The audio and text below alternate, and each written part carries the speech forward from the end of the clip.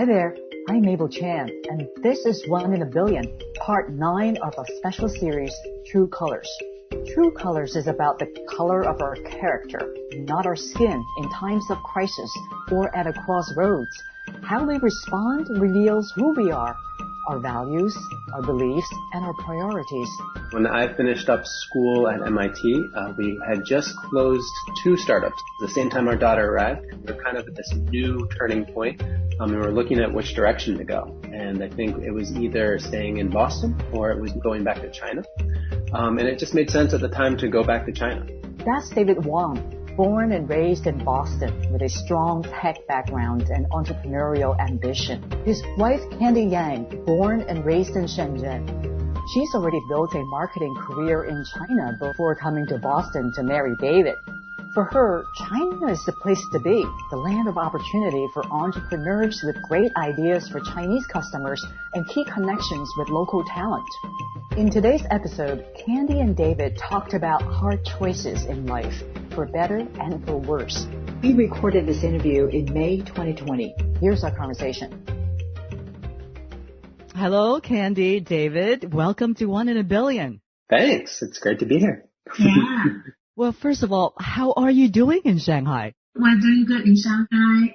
Things are getting back to normal. And so we can go to work. School is going to open. Cinemas are open. Restaurants are open.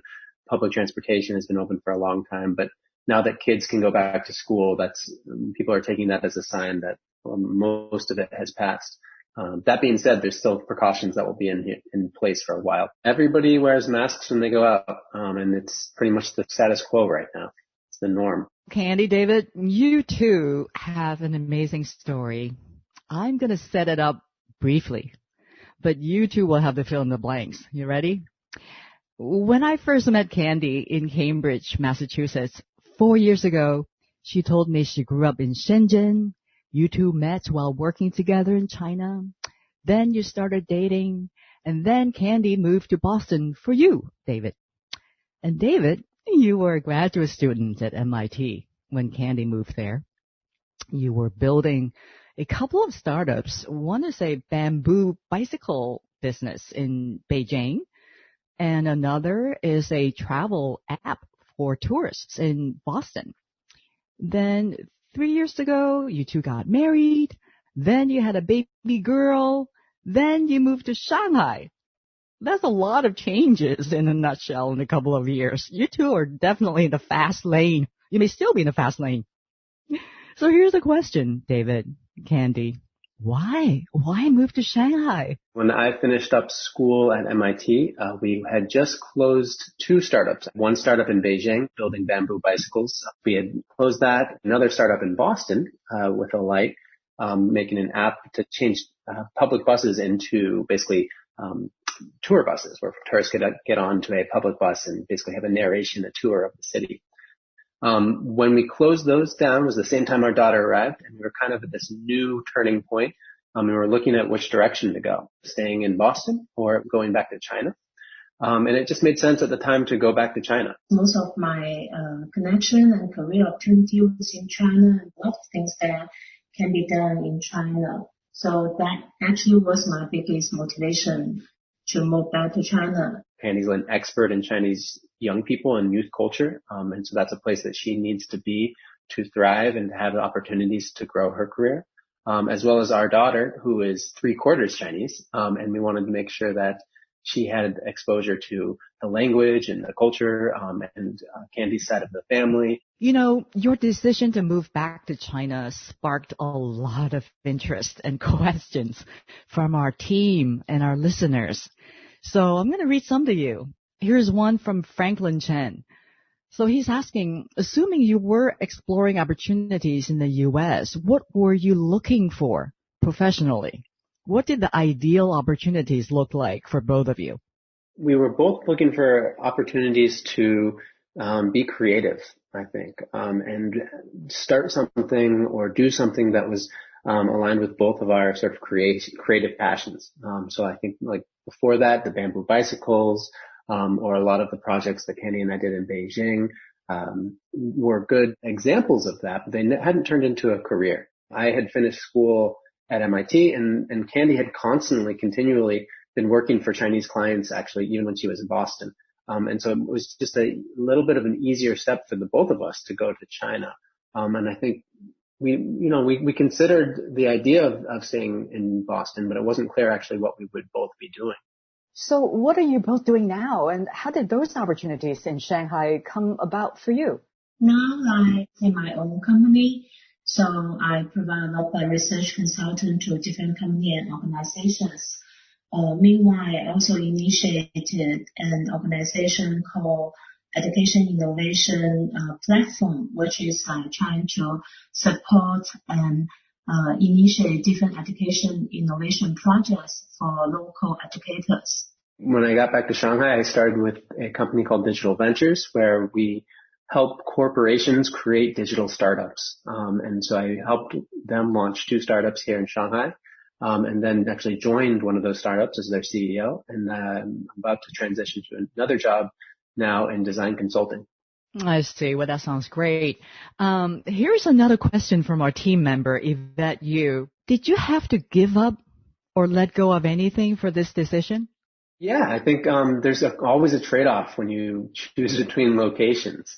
I think the trade-off between the U.S. and China as a bicultural family is one of the ones that we constantly struggle with. One of the easiest trade-off, or the thing that you need to think of, are the 2 different families, right? One set of parents or grandparents now living in Boston, and one set living in China, in Guangzhou. And hoping that we have enough time to spend with our parents, as well as for their granddaughter. That was one of the challenging things to trade off between. And then I think there's also the idea of sort of career direction and development. So in China, you begin to build your relationships, your talent set, your experience, and it makes it easier and easier to go down that path. And sometimes it feels that if you do that in one place, it's harder to do it in another place. By making the choice to leave the U.S., you don't build those relationships. You don't necessarily build those skills or other professional skills that are needed in that environment. The benefits of being in China. It's an incredibly fast economy, but also an economy where people are so willing to try new things and talk about new ideas. So many opportunities to be had that you wouldn't have if you stayed in the United States.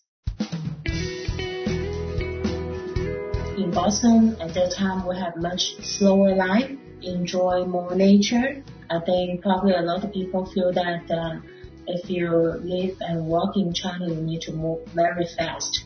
I think in terms of lifestyle, whether you can have a slower life or whether you can get a great opportunity to do things fast. I think that is a big trade-off, sort of the lifestyle and the kind of family environment that you can create. Having grown up in the United States and seeing jobs that are, 9 a.m. to 5 p.m. actually do exist, and that it's possible to get home and actually, have time to spend with your kids. And my dad coached me playing soccer growing up and really have a lot of time outside of work. I think that's something that's much harder to achieve in China. A lot of people know about the so-called 996 culture in China, which basically means work 9 a.m. to 9 p.m. 6 days a week. Thankfully, neither Candy nor I work on that schedule, but that really is the culture and the style of life in Shanghai. So when it comes to raising a family, personal and family time, there's just a lot sort of less of it. Right. So let's go with that. You have a 2-year-old daughter now? Yeah? Yep. A 2-year-old named Brooke. Yeah. How is she adjusting to Shanghai? Can you tell? She's doing great. She makes friends. She explores. For a little person, she's curious about everything. She plays every day pretty well. How tough has it been without the family's support, especially in this COVID-19 sort of lockdown mode? Yeah, well, it was very nice to have grandparents in the same city when Brooke was first born, for sure. And that was when we were in Boston. Candy and I would get Saturday nights off, so that was really nice to see my parents bonding with Brooke and how much they loved her and cared for her. And then coming to China, actually, Candy's parents have come quite often to Shanghai. So that has been very helpful. Another great aspect about China is that childcare is a lot cheaper as well. And so during COVID-19 and before, we've had a ai, or a nanny, who has come and helped take care of Brooke for half the day. She basically helps create a great environment for Brooke and really creates the sort of love and attention that it would actually be quite hard for an American toddler to have. I think at this age, a lot of American toddlers would be going full day to preschool, which is not a bad thing. But I think having our IE here for half the day to say, hey, Brooke, let me work with you on a bunch of different stuff, take you to the park and explore. For the second half of the day, have a daycare that Brooke attends as well, so that she can also have sort of more of a social experience and work with teachers there as well. Well, let's talk a little bit about the entrepreneurial landscape. What is that like in Shanghai versus Boston? Overall, my take in China and in Shanghai is that ventures and startups, they just work much faster and much harder. And it's not necessarily a good thing, but I think because the Chinese economy up until COVID has been growing so quickly, is growing at 6% a year, there's a likelihood of success that's a little bit higher than, let's say, the United States, which is 1 point something per year. It a lot of times makes sense to just, if you have an idea, try it, throw it out there and see if it catches. And if it doesn't, try something new. And so when we see startups here, they start really fast. They come up with products really fast. They get their first users or the first customers very fast. And then they also fail very fast. And so I think that's one of the cool things about China. And that's why you see people here changing jobs very often, coming up with new ideas very often. And really every single month, a new app or a new product or a new something is being introduced by somebody. Everyone is always ready to do something. Everyone is always want to do something. So if you have an idea, you will be quickly finding people who will share the same interests and willing to do it together. So the ecosystem of the connection is very easily being built. It seems that is a better scenario there, because when you're trying to build a business, the number one thing is, who are your allies? Who are your partners, right? How do you build a team? So if you feel as if you look around and they're hungry and driven, you're like halfway there, right? Right. Yeah. And I think there's also a willingness to try that, entrepreneurs talk a lot about the willingness to pay, especially in sort of the typical way of thinking about startups. The cool thing about in China is the willingness to try. Whereas in the States, I think people are actually pretty okay with a lot of the products they use, and they don't change as quickly. Whereas in China, if you come out with something new, people are very open to trying it. Doesn't mean that they're going to love it or end up paying for it, but at least they try it, and so you can get feedback very quickly. Mobile pay is a great example of that. In the US, I think people are just beginning to catch on to mobile pay. The early adopters are just a small number of people. Whereas in China, over the last 4 years, now everybody uses mobile pay because they're willing to try it, and they're willing to take that extra step to learn how to use things like Alipay or WeChat Pay or Apple Pay. And it's not just early adopters or the younger people, but really it's everyone, from people at the grocery store to people selling fruit on the streets, to I've seen beggars holding up their QR codes to take charity through mobile pay. And it's pretty incredible how quickly and how willing they are to try something new, that's exciting as an entrepreneur. Wow. Well, I wonder how you would account for that on two levels. This is how I see it.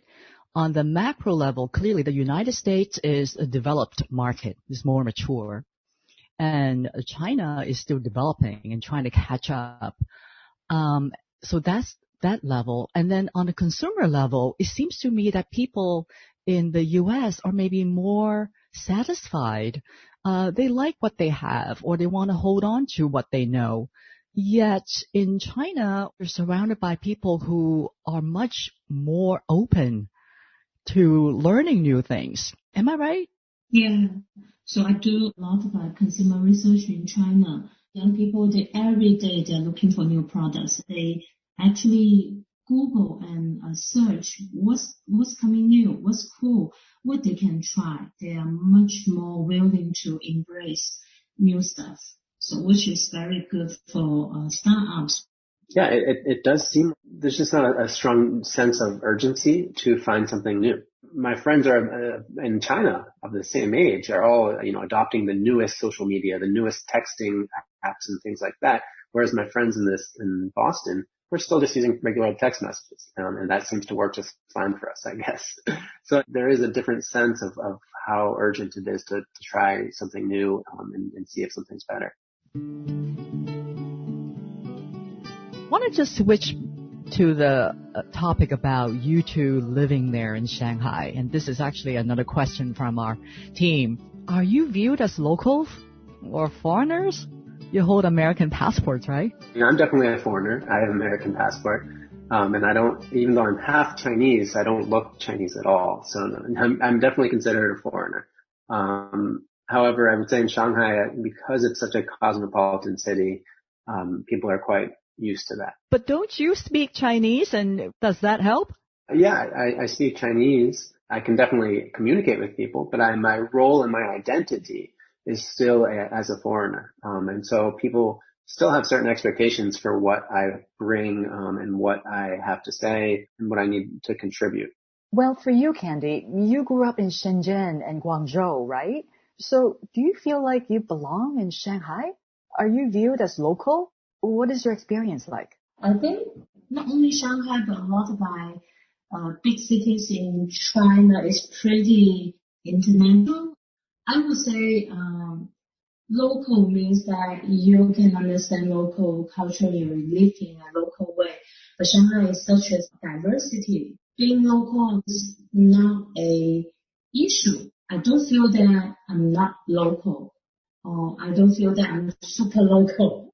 I think it's interesting because especially in these kind of big cities that are almost, beyond a certain nation, they're very transnational, just like New York or Shanghai. I think you can actually find these very strong groups that people identify with. And one of them is, the local Shanghainese. I hired a team for my most recent startup where almost 50% of the people were Shanghainese. And in the office, what we found was that they began speaking Shanghainese to each other, and having their own jokes in Shanghainese. And so I couldn't understand, but also some other people from China couldn't really understand what they were saying. One of the exciting things to me was when we moved to Shanghai, one of the first things we saw in our apartment complex was a bunch of biracial kids. So they were half European or half French, half Chinese running around. And they looked, just like our daughter. And that was very interesting to me because as somebody who's biracial growing up and never really seeing anybody else who was mixed, here was a whole community where there was at least 3 or 4 families of kids all the same age who all looked like each other, racially speaking. Wow. And I think that's actually something that's also really interesting is that you're beginning to see these sort of new diaspora of biracial groups and of people from moving in from different parts of China, and from people all over the world. Well, here's another question from our team member, Maggie. She wants to know, have you ever sensed age discrimination in China? She said, I've heard people say people over 35 years old find it hard to find jobs without social connections. Is that true?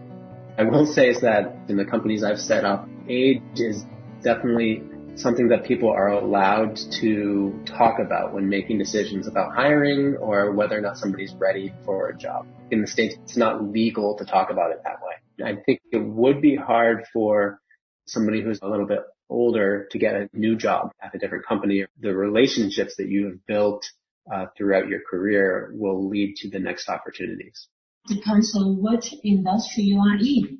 In certain industry, if you are older, then your experience is much more valuable. Candy, what industries are less friendly to older people? When we say older, is it 35? Is that the threshold? I don't see it that way. More and more Chinese young people decide to getting married in a later set. Maybe I don't want a kid. Even when they get to 35, they still live a pretty young lifestyle. I think that 35 is not a problem. Depends on like what kind of lifestyle, what kind of industry you are in. Having been on the hiring side, if you're in such a intense and competitive and quickly growing market, especially the technology market, like software, engineers, product managers, these kinds of positions, my anecdotal experience is that number one, companies are going to want people that can dedicate a lot of time and energy to their work, right? And so that's the 996 idea. And so applicants that are older suggest something about how much time they can commit, how invested they will be, if they're a totally new hire. So this brings me back to something I asked before. How did the opportunities come to you, David, to be where you are? Is it social connections? I started out in China largely in academia. And so my opportunities came out of that, really. I made a documentary film about street basketball. I did another documentary about graffiti. And that just sort of really aligned with actually the company that Candy helped start, studying Chinese youth. And that has helped me open up a lot of opportunities. I think the things that I learned about China and consumers in China have been very valuable to international companies who want a presence in China. I also have a lot of help from Candy because Candy also introduces so many people to me from her own network. My whole career has been in China, so it's probably at this point harder for me to find a job in the U.S. than it is in China. Am I right, David? Let me just pick up on that. So you did a documentary in China, and then, of course, Candy helped. But you also had your first internship in China, right? So, yeah, I mean, all my jobs have been in China. And why was that? You were born in Boston. That's actually an interesting question. You were born in Boston. What about China that pulled you over time and over again? I started going to China largely to better understand my family background, since my dad is from Hong Kong. But I grew up in the States and grew up not being able to speak Cantonese, which is the language that my dad grew up with and that all my relatives in Hong Kong speak. And so I decided to start taking Chinese in my last year of college.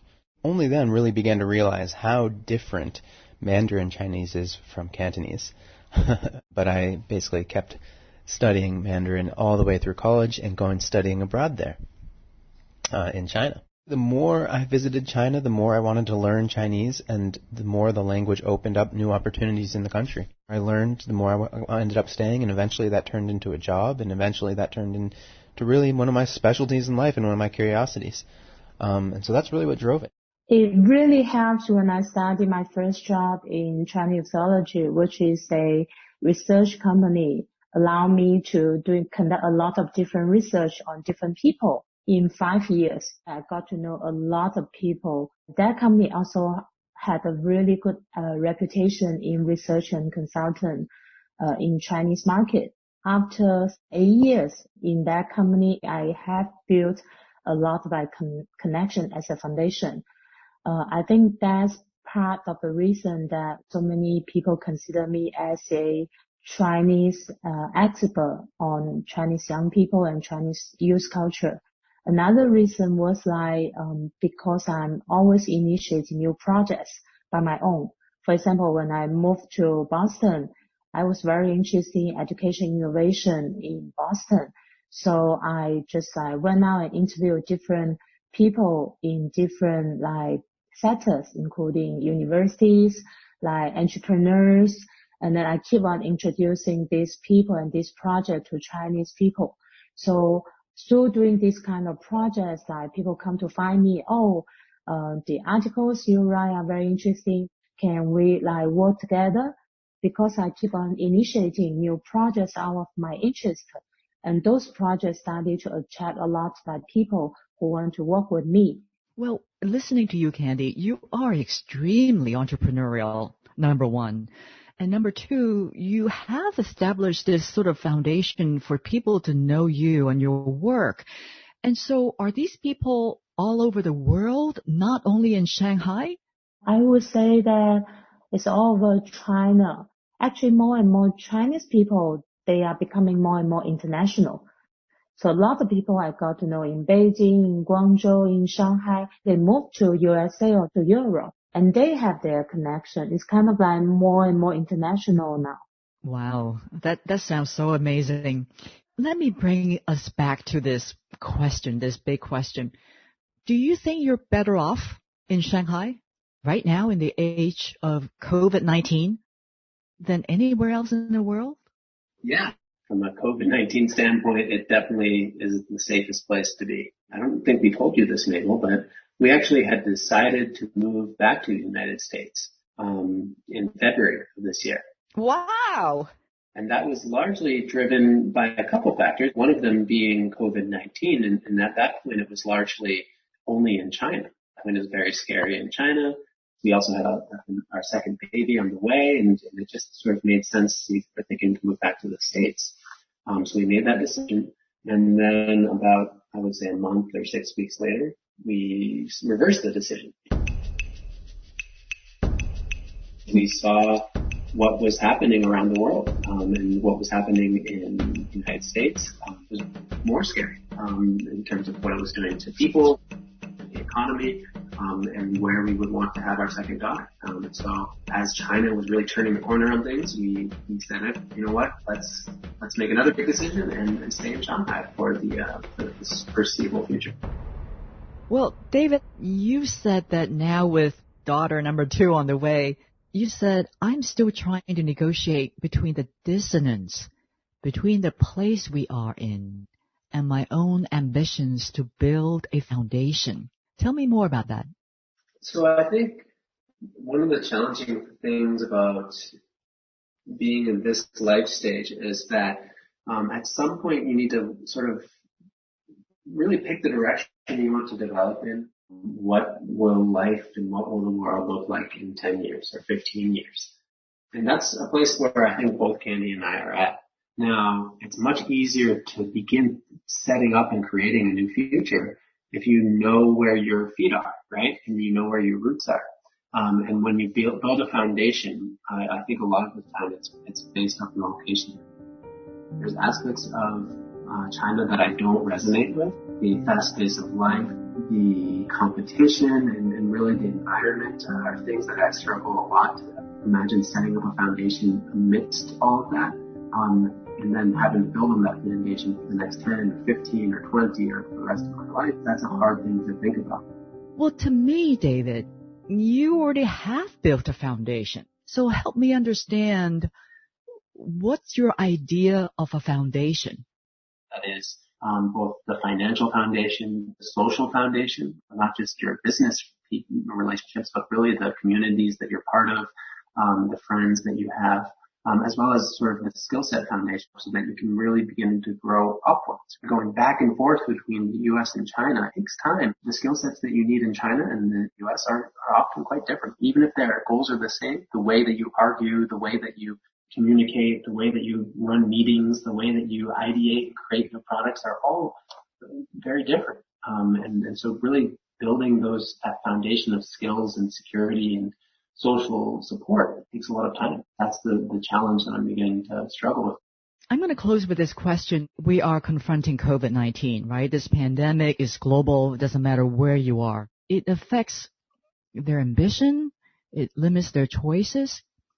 So the question for you, David, Candy, in what ways have you been changed by this new normal? We're planning on going back to the States, and now we're planning on staying in Shanghai. So that's the biggest and most direct impact. The sense I get speaking to people in the States right now is that it's sort of the darkest moment. People feel very scared, very depressed, very uncertain. We went through that a couple months earlier in China, and now we're beginning to turn the corner on that. It's really about the empathy as a human being. You can always care more. It was very touching when I watched the show One World Together all around the world, no matter what color, what background, they're together. I think every nation's going to get through it, get through the darkest hours of this, and then really come out the other end.